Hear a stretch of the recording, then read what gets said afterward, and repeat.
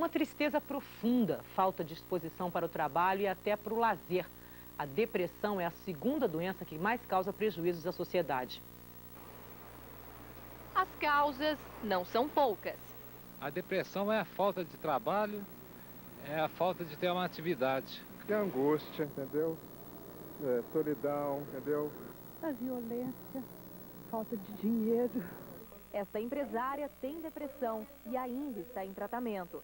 Tenta superar a doença e esquecer os momentos difíceis. Eu comecei com uma série de medicamentos, porque não dormia, ficava numa angústia o dia inteiro, aí isso também dificultava trabalhar, né? Então só tinha um lado mental e tinha esse lado da angústia mesmo. Segundo o Ministério da Saúde, só no ano passado, 37 mil pessoas foram internadas com sintomas de depressão. A doença ocupa o 5º lugar entre as causas de afastamento do trabalho. E a previsão é que em 2020 seja a segunda causa de incapacidade por doença. Um problema que não depende da idade. Tiago tem 23 anos e já teve depressão. Diz que os sinais apareceram aos poucos. Essa ansiedade começou a ser substituída por uma melancolia muito grande, uma tristeza muito grande, né? Então, assim, foi se tornando muito difícil para mim fazer qualquer coisa, qualquer atividade, por mais simples que ela fosse, né? Como comprar um jornal. Com Dona Emília foi parecido. Ela teve depressão aos 65 anos, durante o tratamento contra uma isquemia cerebral. Hoje, aos 80, diz que está curada e de bem com a vida. Levar uma vida boa, né? Sem preocupação. A gente de vez em quando tem uma preocupação, mas não pode entregar, né? Tem que reagir. As mudanças de humor, será que estão associadas à vida moderna? Quem vai responder isso pra gente é o psiquiatra Luiz Andrade, nosso convidado hoje aqui. Doutora Luiz, é isso? Esse humor que está mudando, essa violência, esse dia a dia, está levando as pessoas a terem mais depressão? Sim, Isabela, o que acontece é que o excesso de consciência, ou seja, a informação, ela tem esse lado negativo, quer dizer, são tantas informações, vamos chamar aí de mórbidas, né, nocivas, que a pessoa, obviamente, tem essa contaminação do seu humor pela informação Até os externa. jovens ali, como a gente viu, seria também?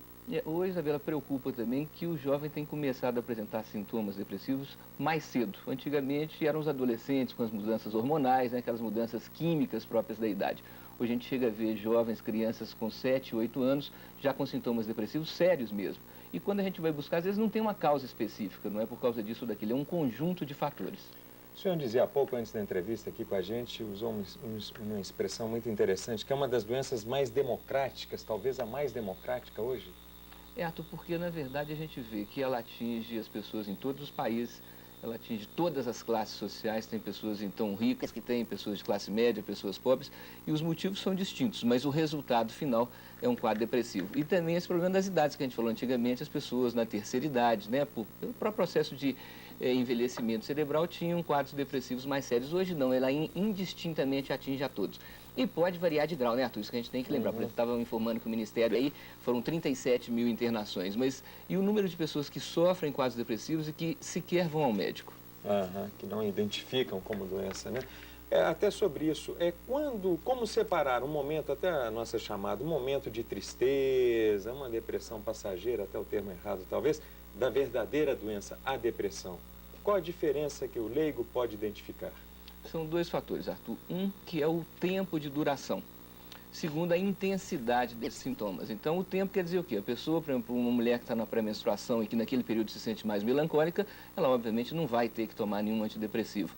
Mas se os períodos dela de pré-menstruação, em vez de durarem 5, 6 dias no máximo, duram praticamente um mês inteiro, ou então a intensidade, quer dizer, pessoas que têm um volume de mal-estar, que têm uma quantidade de sofrimento interno, que obviamente não vão ser vistos então como episódios depressivos, mas assim como um quadro depressivo. Nós temos também, ainda sobre mulheres, a pré e pós-parto. Sim, essa é a mais grave de todas, porque ela envolve um distúrbio químico muito sério. E muitas vezes os medicamentos não ajudam, talvez seja um dos poucos casos que hoje a psiquiatria ainda usa o eletrochoque, como se fosse uma sacudida que se provoca nessa mulher, porque ela tem um risco de suicídio e de matar a criança. No pós-parto? No pós-parto. E no pré-parto? No pré-parto ela vai ter uma tendência melancólica, mas se você não tem quadros tão graves como um pós-parto. Mas esse temor de não dar conta de criar o filho, de cuidar daquela criança, mas é possível então no pré-parto você fazer um trabalho que obviamente deve se evitar antidepressivos, mas você usa substâncias que, o que a gente fala assim, de melhorar o humor da pessoa. E quais são os sintomas? Quer dizer, a pessoa tem vontade de só ficar na cama ou da insônia? O que dá exatamente a depressão?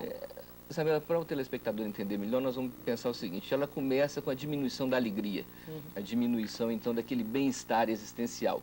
Ela vai, aos pouquinhos, então, atingir a área da vontade.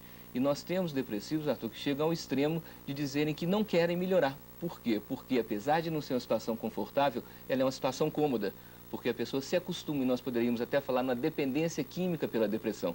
Seria aquela pessoa, então, que acostuma-se com aquele tipo de vivência, de pouca alegria, entendeu? E que entende aquilo como sendo uma coisa normal na sua vida. Nesse caso, os familiares têm que realmente fazer uma pressão pelo tratamento. Na medida que a depressão é um adoecimento da vontade, principalmente da força de vontade, quando ela comete a boa vontade, o familiar, o parente tem que interferir. A gente não pode esperar a pessoa querer tratar-se.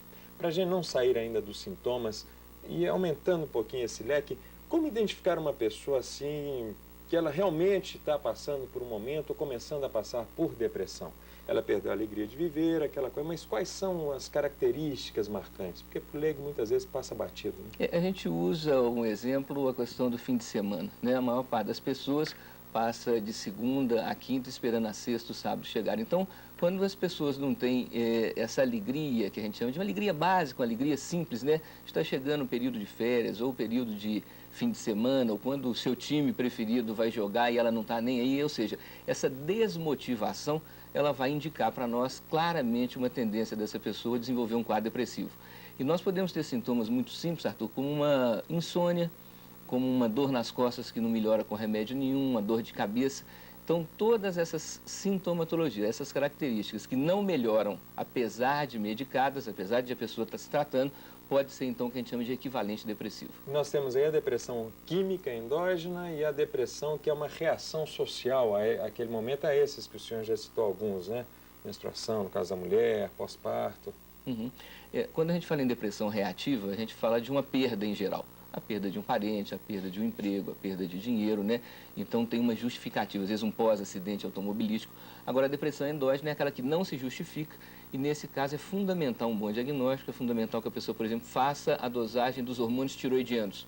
E hoje as mulheres têm apresentado muitos problemas de tiroide. Então você não pode começar o tratamento de um quadro com antidepressivos sem antes analisar essa parte química hormonal, que é um ponto fundamental. Crianças têm depressão também ou adolescentes?